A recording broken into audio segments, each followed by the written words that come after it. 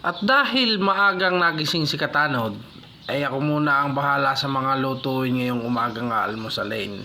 Dahil ang aking misis ay puyat na puyat kapapanood ng TV, ay ang hilig bagay yung mga volleyball at basketball. Ay talaga itong pinagpupuyatan iyon. Ay kay naman ang aking asawa ay alipbaga na matulog at bukas ay may trabaho ay tuwan-tuwa naman sa panonood ng telebisyon. Ay hindi ko naman masangga, siyempre yung lang kaligayahan noon. Ay ako naman, basta pagdating sa aking asawa, ay wala akong masasabi. At tunay nang napakasipag ng aking may bahay. Sa tunay lang, ay siya lahat ang nagapaanyo. Pagdating sa mga gastusin, ay siya ang bahala. At bilang ako naman, na kanyang asawa, hindi ako ang bahala maghain para sa kanya, na kanyang kakainin, na kanyang mga binibiling pangulam, ay ako magluluto para sa kanya. Siyempre kami tulungan mag-asawa pagdating sa aming mga anak ay di kami ang bahalang mag-asikasong parehas. Bagaman siya ay hindi toong nakakapagpaanyo sa kanyang mga anak at may trabaho nga, di ako ang bahalang gumampan sa kanyang mga tungkulin. At bilang ama, di akin namang ginagawa ang mga bagay-bagay para sa aking mga anak. At isa na nga aray, paglulutong aray.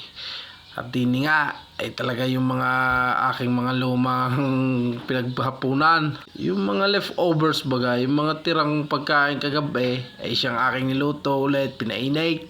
Palibhasa nga rin aking anak ay mahilig sa mga itlog-itlog na gayaan na may hinahaluan ng corned beef. Ay di akin na lang din pinaggayon, pinagkasaw ng itlog na may corned beef. At siyang paborito anong gagawin?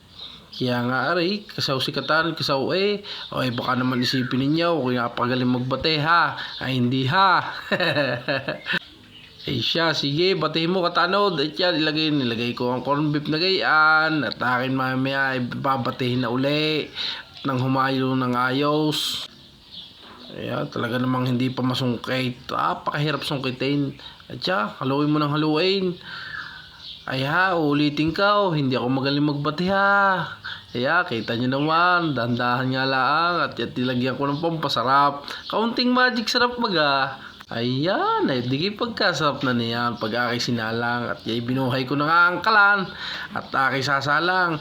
Ay para naman hindi sayang sa gasol ay aking pinagsabay na pati yung aking papainit na lang ka. Ayan, yung kinapunan, ulak ko pa na tanghali. Yan, di pwede pa iyan. Pagiging napainit, di kakasarap. Di sabi nga, mas masarap daw ang pagkain kapag kinabukasan na. Kaya nga ginagawa ko, nilalagay ko sa freezer para pag kinabukasan, di papainit ko, di kakasarap. Yan, tingnan mo nga, Katanod kung magluto, parang chef na chef. Sabay na sabay kala mo itong galing na galing. Sige Katanod, di mekos-mekos mo. Kaya naman ka na Dini nga may katigasan na rin nga lang kang aray at gawa nga na napalagay sa freezer. Pero all goods pa naman, masarap, mabango. Pwede pa. Ang akin namang asawa at ako hindi naman to aning-ani sa mga pagkain gayaan. Kahit pa kinabukasan na isang araw, basta yan ay nasa loob ng freezer, ay yan ay tuga, hindi yan mapapanis agad. Hindi kagaya nakikita ko sa vlog na si Tito Mars, kayo naman pati ka naman sardinas, pagkakainom mo. Kakasarap ng sardinas ito ang minamaan kita mo gayaan, para si Boy Lugro. Di guys, salin lang pati kitang-kita mo naman. Sa ganda ng plating, parang dahon ng plato, di ka? Talaga pinagyabang pa Yan, di babalik ta rin lang. Yan, yung itlog na yan, di sasalin lang din sa platong dahon. Di nga din dahan ka at baka masira. Yung aking anak pa na may ayaw ng labog. Kaya naman ang batang yun napakayayamanin. Ayan, di ka, ganda, luto na, ikabong ganiyan. Kaya naman niya, kasarap niya. Basta si Katanod na nagluto, talaga namang napakasarap naman niyan. At dito nga, kailangan ng ipainit din aring dinugaan. Kaya yan isasalang ko na rin diyan. Aking binuhay ang kalan, ilagay ko yung dinugaan. Sa pagpapainit, di naman kailangan na sobrang pakainitin. Sige, halo-haloin mo lang sa mainit, di ayos na. Oh, basta yan inalusaw. Ay, may pagbilang pa. Ay, kinaman naman si Katanod. O, diga. Ayaw nga naman, ay luto na nga naman. Ay siya, sige, hangui. Ay, patay muna ang kalan. At baka ay masunog. Kinaman naman ang tao nga rin. Sige yan, pinikos-mikos pa eh. Patay na. At yung isa line, nang tayo makakain na. At diyan nga, iyaking ng isa line. At wala, ayos na ayos.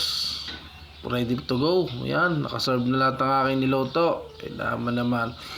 O, diga, ayos na. Kakain na lang mga bata at ang aking asawa. At dito nga ay nagising na ang aking asawa at ang aking dalawang anak na maliligalig. Diyan, at sabi ko nga ay nakapagluto na ako. Yung nakakalimutan ko bagay magsaing. Ay nga pala hindi nakain ng sinangag. Ay kainaman ito si Katanod. Kaya ito'y habol pagsasaing. Sige magsaing kahit 3 takal. O di hugasan lang na gayang katulain. O di yung kamas-kamas na gayaan. O bago siyang halu-haluin. Tapos yung tatapon sa sabaw. Ay di hugas na. O di ka. Ay kailangan sa ganyan, ay talaga nga lang pasensyoso ka, talaga naman nakakainip nga naman magluto ng mga pag mga proseso may inip ka eh. Kasi pag ganun pagkain ako hindi naiinip. Pag ganyan kakainin, nako kagusto ko. At yan, sinalang na ni Katanod. Saksakay Katanod at nang maluto. Ay naman ayos na, ayos. At yan, ay nakakita nga itong aking asawa ng pandesal. Kaya naman na pagluto ko na ng sinangag at may kasamang pang corned na may itlog. At saka mayroong pandinog at saka langka. Ay kaya naman naghanap pa ng pandesal. Yan ang aking dalawang bata. Ay, sa gagandang lalaki. Kaya naman ayun, nakita nga si kuya, nagtitinda ng pandesal at ang aking message ay agad na karipas. O, diga, sexy naman ang aking asawa. Ay, kinaman na sa puti. Ang aking asawang aray, love na love ko. Siya, sige, bilisan mo. Ayan. Tuwan-tuwa at mayroon pandesal. Sa hilig na naman sa pandesal at kape. Kahit di na daw siya kumain ng kanin. Ay, kinaman ka na. Ay, ako'y nagluto pa At iyan nga. Diga, ay sarap naman yan. May dinugan, may langka. May itlog na may corned beef. Meron ding giniling na may carrots. Yan. Siya, hanggang dito na lang mga Katanod. Maraming salamat sa inyo. Hanggang sa susunod na video. Paalam!